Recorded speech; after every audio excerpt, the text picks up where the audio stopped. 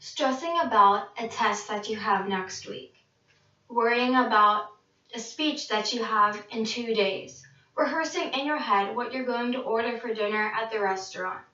Every easy task for a normal person is excruciating for somebody with anxiety on a day-to-day basis.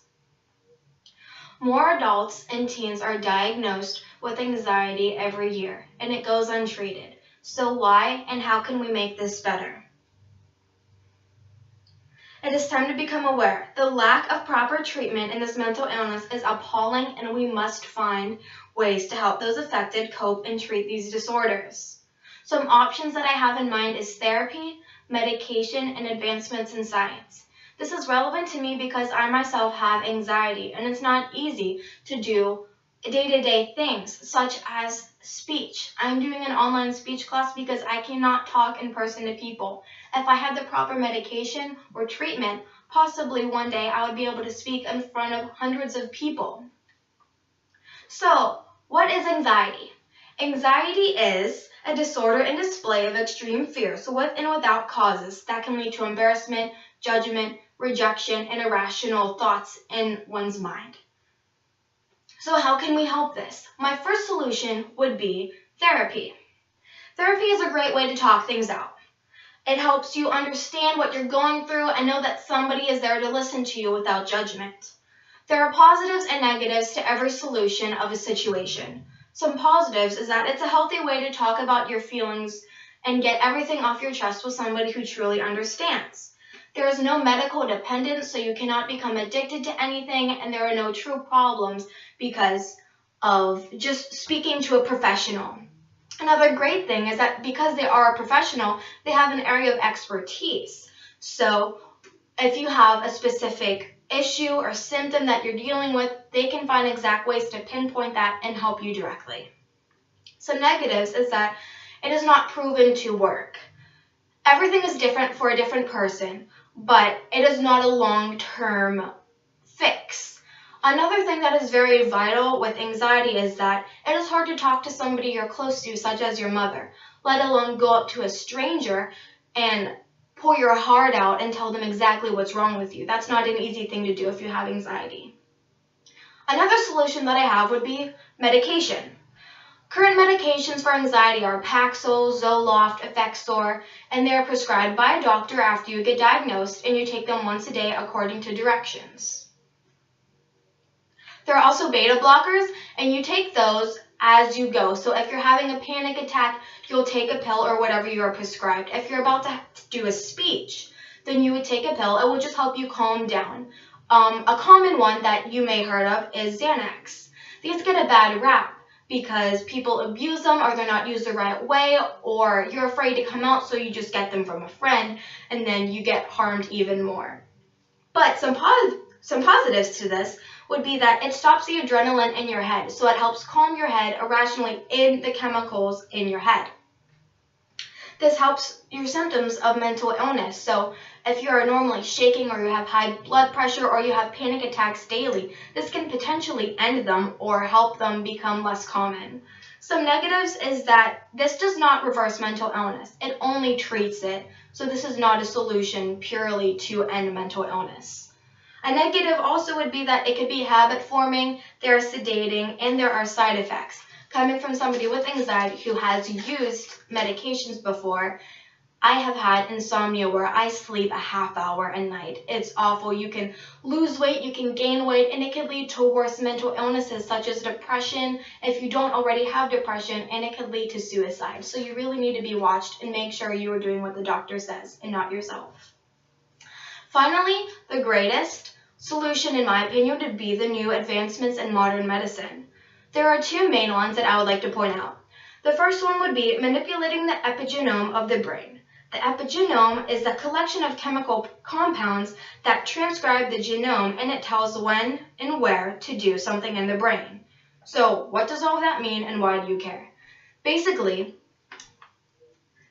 that lets us understand the portion of the brain that's affected by a mental illness, and it helps us figure out how the brain reacts, and it can treat it long term, which is incredible.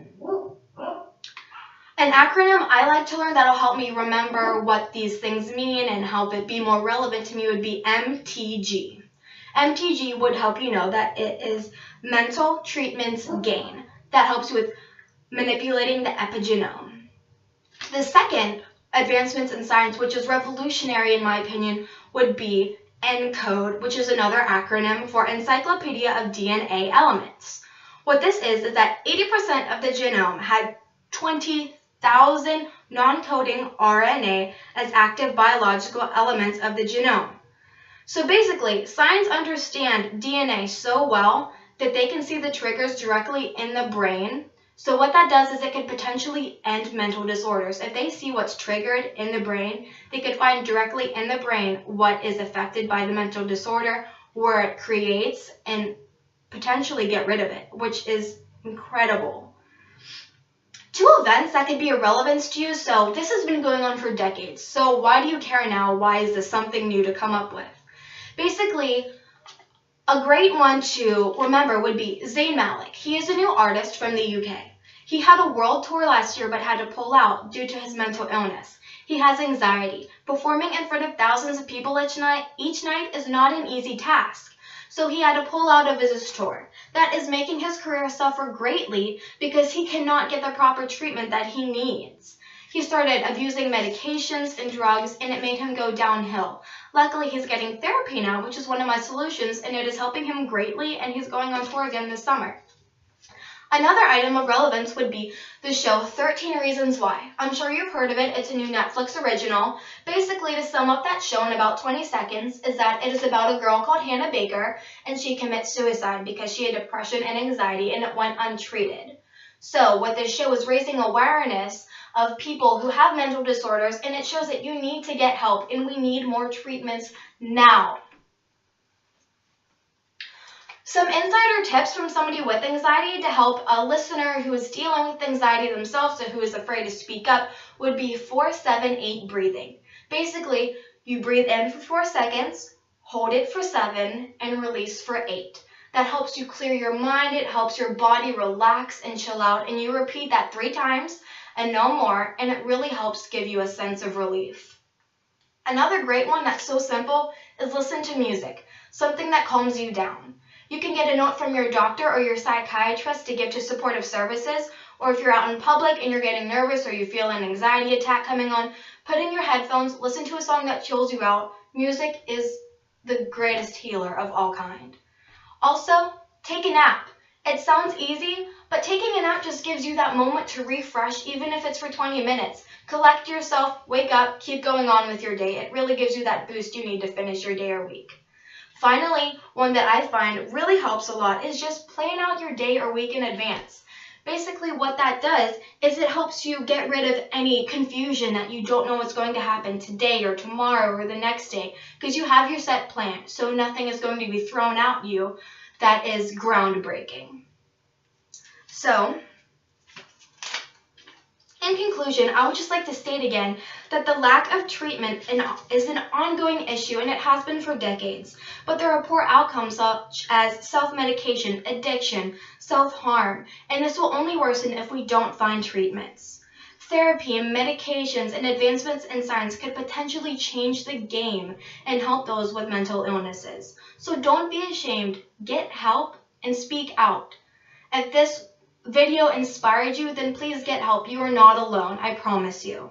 Until people understand how important it is to treat mental illnesses, the problem will only grow. Thank you for your time.